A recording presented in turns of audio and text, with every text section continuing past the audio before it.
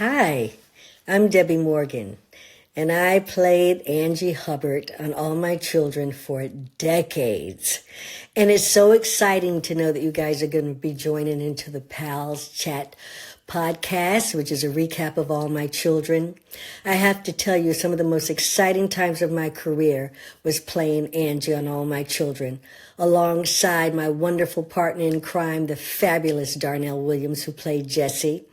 And so hope you guys are going to enjoy the ride and relive all of those experiences, the ups and downs, the tears, the laughter of all of those wonderful characters.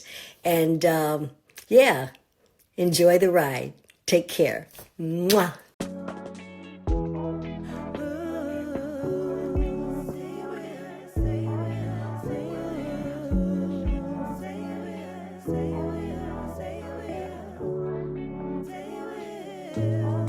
Hey everybody, and welcome to Pals Chat. I am Gina Parker. I'm here with my co-host Sadie Teal. What's up? What are you into this week? We're still doing the steady trek through Sopranos. We're now in season 3. And I just we also watched this one. There's a new podcast out that Sopranos actors talking about the series, how they're doing that with every series since Office Ladies. But we got to watch the actor that played Chris talk about his audition and stuff, and I'm fully in. I just love all the performers. I think it's great writing, very complicated, very psychologically in depth and character based, and I love it so much. But what have you been watching? At the point we're recording this, they just had the season finale of Yellowjackets, Ooh, which I felt was very exciting. They revealed who the Antler Queen is. They revealed who Pit Girl is. nice.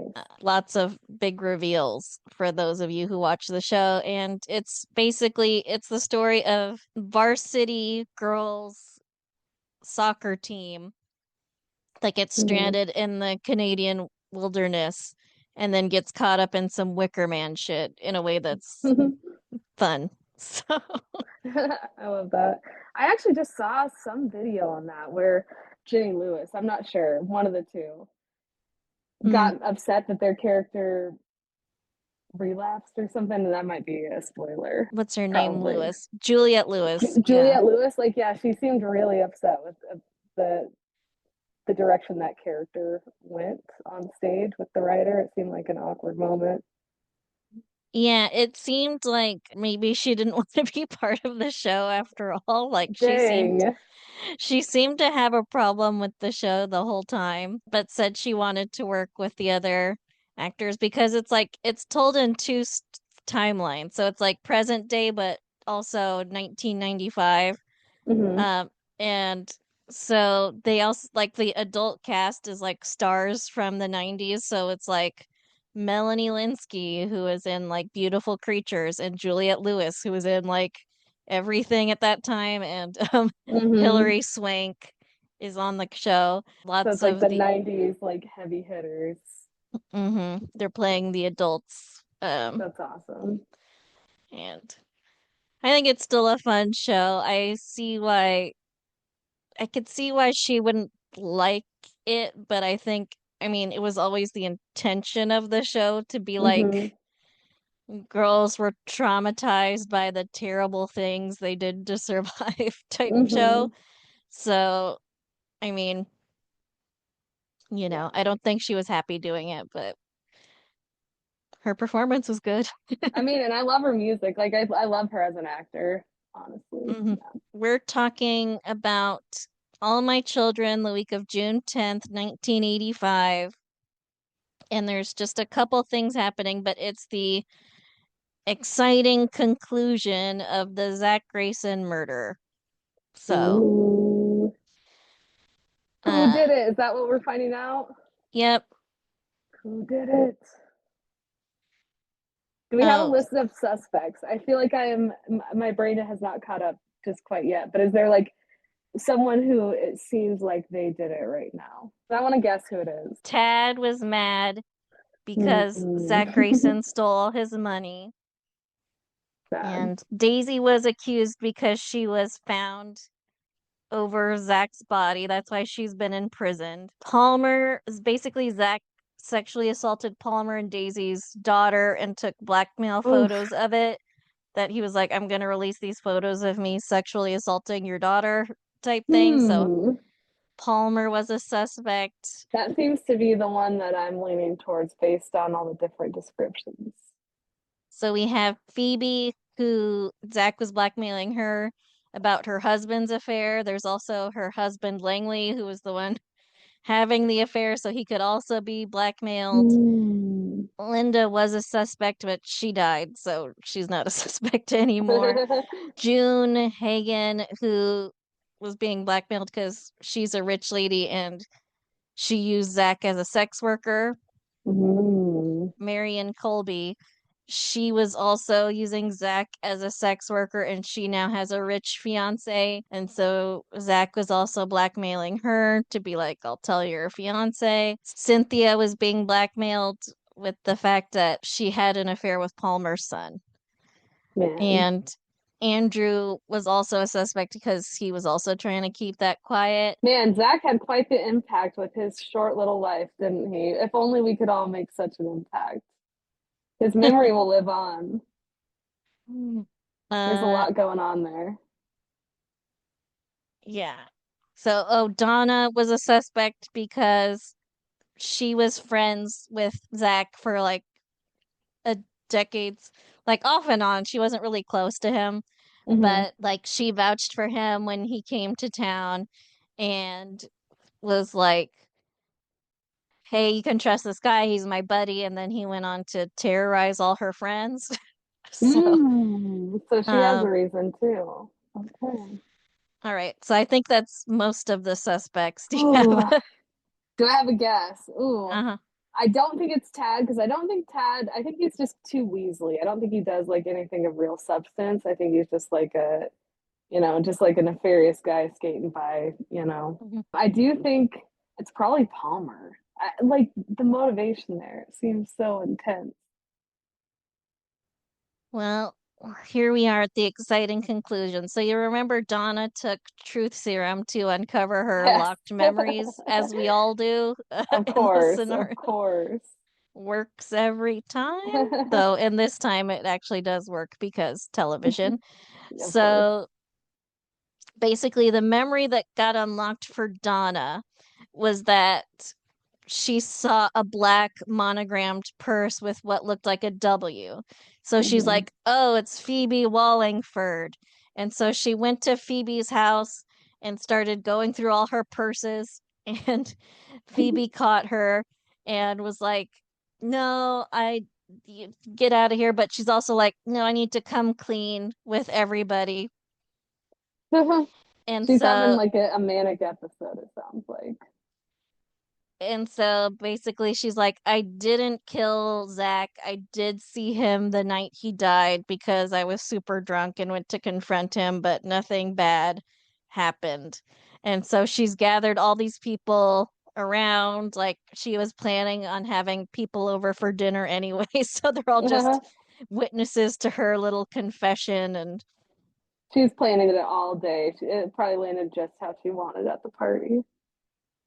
So she's like, I didn't do it, everybody. It wasn't me with the black W purse. But then, oh shit. So it wasn't a W, it was an M for Marion Colby. So what? Stop her, babe! What's going on? Stop her! Stop her! She did it! She killed Zach Grayson! I did what? You killed him. You're out of your mind. I can prove it! Give me that purse. No! This is the purse I saw that night at Zach's apartment. When I saw it, it was turned upside down like this. When I saw the monogram, I thought it must be a W. Oh, Mrs. Wallingford, I am so sorry. When I saw it tonight, upright, I realized the monogram is an M. It's Marion's purse. She's the real murderer. So that is the killer. She was the killer. She got this rich new fiance, and she was worried if he found out she used sex workers that he wouldn't want to marry her. And so she went to go pay the blackmail, but Zach was a violent creep. And, you know, Mm-hmm. he got rough with her. She panicked and shot him. And she basically apologizes to everyone and says, like, I never thought Daisy would actually get convicted. I thought, she didn't do it. She would never actually go to jail type thing. I'm so sorry. Mm-hmm.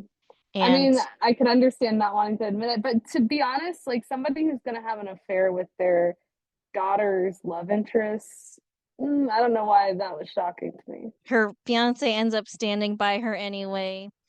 Daisy is released from prison, which is not actually how things work in the United States. Once someone Yeah, confesses, they don't automatically get released. They have to have yes. whole new trials and stuff. People stay in prison. But here on television, TV rules, it does not apply. The legal system is very simple in TV land. yeah, so that was the exciting conclusion. And I think there was some pushback, like people felt it was anticlimactic to have Marion be the killer. Mm, Because she was like more of a tertiary character, but I was fine with it, yeah, honestly. yeah, that Um, makes sense. Palmer asked Cynthia for a divorce so he can get back with Daisy, Mm, which is nice for them. yeah. Um, and so then our only other storyline was the Gilles Sinclair storyline with Erica. So Erica wants to interview this daredevil. I guess it's like an Evil Knievel or like a Chris Angel or like who was it, David Copperfield, like Oh when they would yeah. do those Hmm. big celebrity stunt things. Hmm. Yeah, like holding their breath for 10 minutes or whatever it was. Yeah, David and Copperfield, that's the one I remember the most. Or like staying in like a weird orb for a long time. I have very fuzzy memories of well, anyway, he's the French version of that kind of that. daredevil guy. And so Erica's like, "Oh, I really want to interview him for my magazine Tempo." And then lucky her, he climbs up the Chandler building as one of his New York stunts and crawls right into her office. And so she's like, "Oh, great. I can interview you and hide you and have this big celebrity exclusive for my magazine." And in the meantime, he keeps trying to seduce her. Oh, I mean, how could you not? She's amazing, you know? Yeah, and it's not really going his way. She's not really Damn. having it Honestly, yeah, she could do better. because it was the wrap up of a big murder story. Those are the only two things we have this week. So, Mm. do you want to do winners and losers? Winners. Okay, winner, Daisy, because she gets to have her partner back and she gets released because, the legal system is magic on TV. And Mhm. then losers, Marion, yeah. I mean, she lost. She revealed that she killed him. I would advise she had spoken to a lawyer first, but yeah, big time loser. What about you? Who you got for winner and loser? Like I have to say Marion is the loser. I, Yeah, I like try to do a different one than you, but like no, it's Marion, her. She she got found out. lost. So Marion's my loser. And winner, I'll say Gilles Sinclair because like, Hmm. he's evading charges for crawling up the Chandler building or climbing up, whatever. And he's like getting to hit on Erica, which is, I mean, goals. yeah, So dream. um, he's And what doing a great. great name, honestly, Jill St. Clair. Like, I love that. Hmm. Mhm. All right. Let's please like, subscribe, comment. Please support us on Patreon, support our merch. We should have a new shirt design coming through soon. Hell And we yeah. and we also have a celebrity intro for this episode. So even Nice. though Jesse and Angie haven't been shown recently, they are still on the show. They're just not part of the storylines that are online right at the moment. Hmm. But the actress who plays Angie did an intro for our episode today. Thank you so much. Uh, Amazing. and All right. I think that's it. Thanks for listening. All Thank right. you. Well, Well, bye. Thank you for listening. Our theme song is Wouldn't It Be Nice by Sound Mirage featuring Lady Rand. Please rate and review, download, subscribe, all the things. And you can email us at amcrewatch@gmail.com. Thanks. Talk to you next week.